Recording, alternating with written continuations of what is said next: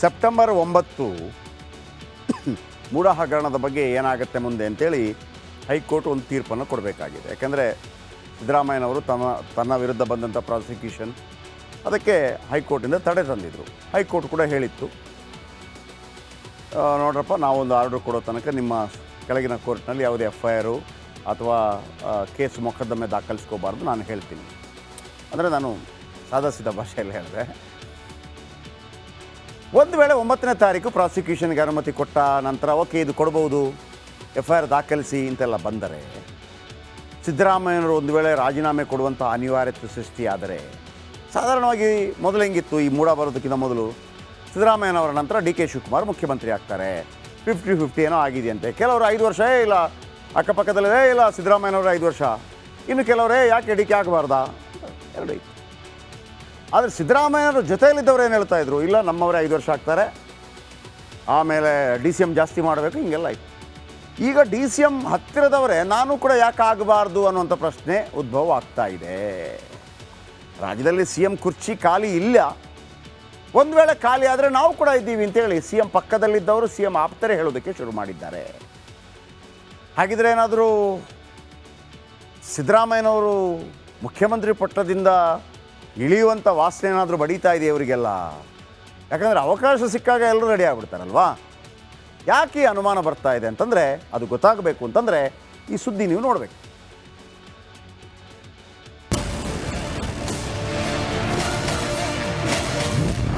ಸಿದ್ದರಾಮಯ್ಯ ಕುರ್ಚಿಗೆ ಕಾದಿದೆಯಾ ಕಂಟಕ?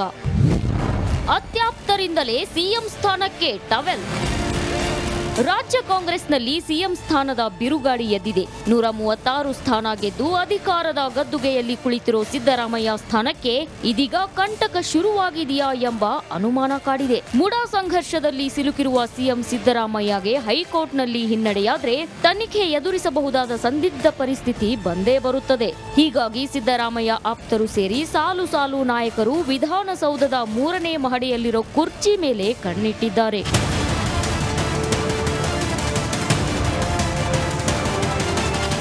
ಈಗಾಗಲೇ ರಾಜ್ಯ ಕಾಂಗ್ರೆಸ್ ನಾಯಕರು ದೆಹಲಿ ಯಾತ್ರೆ ಮಾಡುತ್ತಿದ್ದು, ಒಂದು ಬಾರಿ ಪರಮೇಶ್ವರ್, ಸತೀಶ್ ಜಾರಕಿಹೊಳಿ, DCM DK ಶಿವಕುಮಾರ್ ಸೇರಿ ಹಲವು ನಾಯಕರು, AICC ಅಧ್ಯಕ್ಷ ಮಲ್ಲಿಕಾರ್ಜುನ್ ಖರ್ಗೆ, ರಾಹುಲ್ ಗಾಂಧಿ ಸೇರಿ ಹಲವು ನಾಯಕರ ಮನೆ ಕದ ತಟ್ಟಿದ್ದಾರೆ. ದೆಹಲಿಯಲ್ಲಿ ರಾಹುಲ್ ಭೇಟಿ ಗುಟ್ಟು ಬಿಟ್ಟು ಕೊಡದ PWD ಮಿನಿಸ್ಟರ್ ಸತೀಶ್ ಜಾರಕಿಹೊಳಿ ಮುಂದಿನ CM ಅಂತ ಎಲ್ಲೆಡೆ ಟ್ರೆಂಡ್ ಆಗ್ತಿರೋದ್ರ ಬಗ್ಗೆ ನಗುವಿನಿಂದಲೇ ಉತ್ತರ ನೀಡಿದ್ರೆ, ಕಾಂಗ್ರೆಸ್ನಲ್ಲಿ ನಾನು ಸೀನಿಯರ್ ಎನ್ನೋ ಮೂಲಕ ಮುಖ್ಯಮಂತ್ರಿ ಆಕಾಂಕ್ಷಿ ಅಂತ MB ಪಾಟೀಲರು ರೇಸ್ಗೆ ಬಂದಿದ್ದಾರೆ.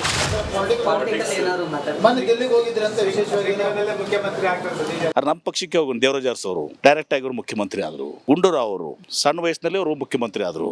ಪಕ್ಷ ತೀರ್ಮಾನ ಮಾಡಿದರೆ, ಶಾಸಕರ ಬೆಂಬಲಿದ್ರೆ ಕಿರಿಯರು ಹಿರಿಯರು ಅಂತ ಪ್ರಶ್ನೆ ಬರೋದಲ್ಲ. ಹಾಗೆ ವಿರೋಧ ಅಂತೆಲ್ಲ ಅದೇ ತಮ್ಮ ಅಭಿಪ್ರಾಯವನ್ನು ಅವ್ರು ಹೇಳಿದ್ದಾರೆ, ಅದಕ್ಕೆ ವಿರೋಧ ಅಂತಲ್ಲ, ಸೀನಿಯಾರಿಟೀಸ್ ಇದ್ದಾರೆ ಅಂತ ಹೇಳಿದ್ದಾರೆ. ಅದಿಷ್ಟು ಮಾತ್ರ ಸತ್ಯ. ಇವತ್ತೊಂದು ಸದ್ಯ ಅದು ಕುರ್ಚಿ ಖಾಲಿ ಅಲ್ಲ, ಒಂದಿಲ್ಲ ಒಂದು ದಿವಸ ಸ್ವಾಭಾವಿಕವಾಗಿ ಆ ಕುರ್ಚಿಗೆ ನಾನು ಹೋಗ್ತೀನಿ ಅನ್ನೋ ವಿಶ್ವಾಸ ಇದೆ. ಒಟ್ಟಾರೆ ದೆಹಲಿ ಮಟ್ಟದಲ್ಲಿ CM ಸಿದ್ದರಾಮಯ್ಯ ಇಳಿಸುವ ಪ್ರಕ್ರಿಯೆ ನಡೆದಿದೆಯಾ, ಇಲ್ಲ ರಾಜ್ಯ ನಾಯಕರೇ ಸಿದ್ದರಾಮಯ್ಯ ವಿರುದ್ಧ ಮಸಲತ್ತು ಮಾಡ್ತಿದ್ದಾರಾ ಎಂಬ ಕುತೂಹಲ ಹೆಚ್ಚಾಗಿದ್ದು, ಇದಕ್ಕೆ ಮುಂದಿನ ಕಾಲವೇ ಉತ್ತರಿಸಬೇಕಿದೆ.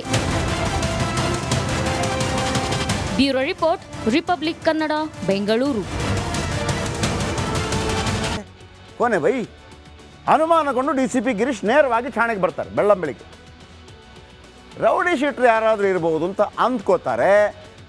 ಗಿರೀಶ್ಗೆ ಶಾಕ್ ಆಗುತ್ತೆ.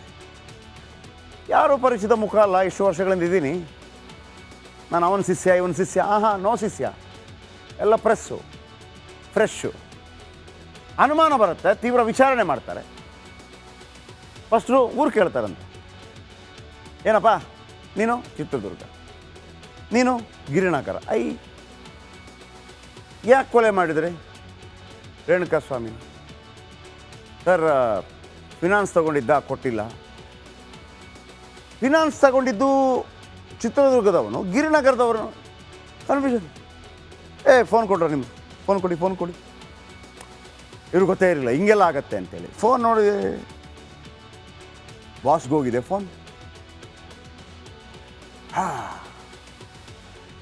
ರಘು ನಾನು ಚಿತ್ರದುರ್ಗ ಅಂತ ಹೇಳ್ತಾನೆ. ಚಿತ್ರದುರ್ಗಕ್ಕೂ ಬೆಂಗಳೂರಿನ ಗಿರಿನಗರಕ್ಕೂ ಲಿಂಕ್ ಹೇಗೆ ಅಂತ ಅನುಮಾನ ಬರುತ್ತೆ. ಪೊಲೀಸರ ಶೈಲಿಯಲ್ಲಿ ವಿಚಾರಣೆ ಮಾಡ್ತಾರೆ. ಇಡೀ ಪ್ರಕರಣ ಹೊರಗೆ ಬರುತ್ತೆ. ಆಗ ದರ್ಶನ್ ವಿಚಾರ ಗೊತ್ತಾಗುತ್ತೆ. ಇಡೀ ಬೇಟೆ ಪ್ಲ್ಯಾನ್ ಮಾಡೋದು ಗಿರೀಶ್ ಆದರೆ ಇನ್ನೊಂದು ಹುಲಿ ಎಂಟ್ರಿ ಕೊಡುತ್ತೆ ಚಂದನ್, ACP.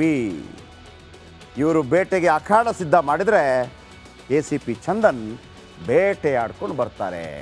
ಇವರಿಬ್ಬರು ಮತ್ತು special public prosecutor Prasanna Kumar ಮತ್ತು ಮುಖ್ಯಮಂತ್ರಿ ಸಿದ್ದರಾಮಯ್ಯನವರು ಫ್ರೀ ಹ್ಯಾಂಡ್ ಕೊಟ್ಟಿರೋದು. ಹಾಗಾಗಿ ಈ ಪ್ರಕರಣ ಇಷ್ಟು ಸ್ಟ್ರಾಂಗ್ ಆಗಿ ನಿಂತಿದೆ. That's all. ನಾನು ಆವಾಗಿಂದ ಹೇಳ್ತಾ ಇದ್ದೆ, ಮಣ್ಣು ಸಿಕ್ಕಿದೆಯಲ್ಲ, ಏನು ಸರ್ ಇದರಿಂದ ಏನಾಗುತ್ತೆ ಅಂತ ನೀವು ಹೇಳ್ಬೋದು. ವಕೀಲರು ಯಾವ ರೀತಿ ಕೂಡ ಅಂದರೆ ಅವ್ರಿಗೆ ಅವಕಾಶ ಇದೆ, ವಾದ ಮಾಡ್ಬೋದು.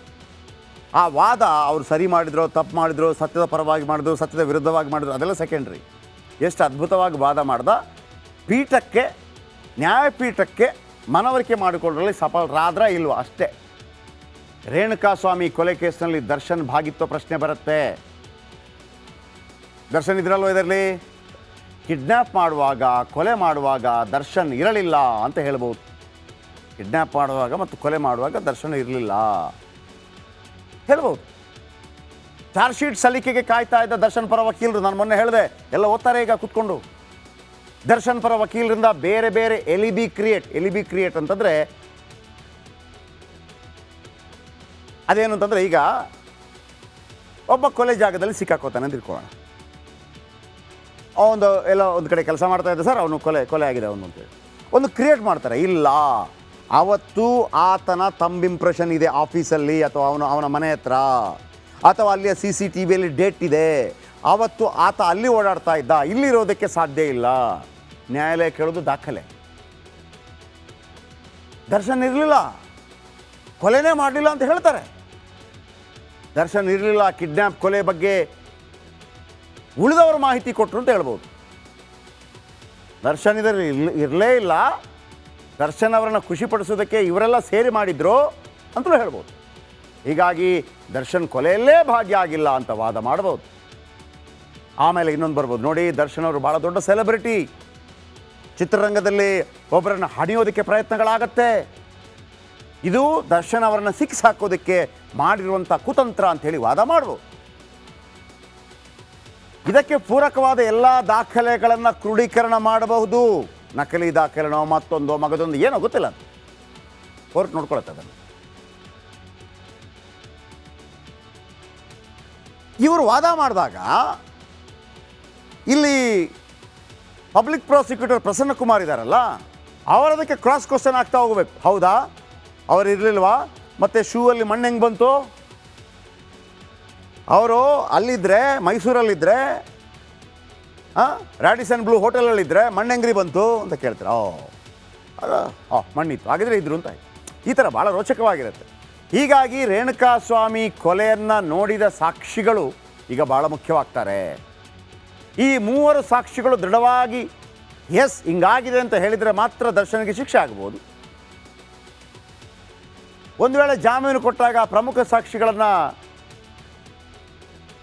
ವ್ಯಾಪಾರ ಮಾಡಿ ತಮ್ಮ ಬಳಿ ಮಾಡಿಕೊಂಡ್ರೆ, ನೋಡಪ್ಪ ನಿನಗೆ 10 ಕೋಟಿ ಕೊಡ್ತೀನಿ ಹೇಳ್ಬೇಡ, ಅವನು ಬದಲಾಗ್ಬೋದು. ಹಣ ಕಂಡಾಗ ಹೆಣ ಬಾಯ್ಬಿಡುತ್ತೆ, ಗೊತ್ತಿಲ್ಲ, ಜಸ್ಟ್ ಹೇಳಿದ್ದಾನು. ಆ ಪ್ರತ್ಯಕ್ಷ 3 ಸಾಕ್ಷಿಗಳು ಉಲ್ಟಾ ಹೊಡೆದ್ರೆ ಅದು ಜಾಮೀನಿಗೂ ಅವಕಾಶ ಆಗ್ಬೋದು, ಅಥವಾ ಹೊರಗಿನಿಂದ ಯಾರು ಅಂತ ಗೊತ್ತಾಗಿ ಅದನ್ನು ಮಾಡಿಸಿರ್ಬೋದು. ಇದೆಲ್ಲ ಬರುತ್ತೆ. ಸೊ ಹಾಗಾಗಿ ಜಾಮೀನು ಅರ್ಜಿ ಸಲ್ಲಿಸ್ತಾ ಇದ್ದಾರೆ, ಅವರಿಗೆ ಅವಕಾಶ ಇದೆ ಸಲ್ಲಿಸೋದಕ್ಕೆ. ಕೋರ್ಟ್ ಇದನ್ನು ಭಾಳ ಸೀರಿಯಸ್ ಆಗಿ ತಗೊಂಡಿದೆ ಈ ಕೇಸನ್ನು. ಯಾಕಂದರೆ DCP ಗಿರೀಶ್ ಮತ್ತು ACP ಚಂದನ್ ಅದ್ಭುತವಾಗಿ ಕಾರ್ಯನಿರ್ವಹಿಸಿದ್ದಾರೆ. ಅವರಿಬ್ಬರು ಹೇಗೆ ಕಾರ್ಯನಿರ್ವಹಿಸಿದ್ರು ಅನ್ನೋದನ್ನು ಕೂಡ ಹೇಳ್ತೀನಿ.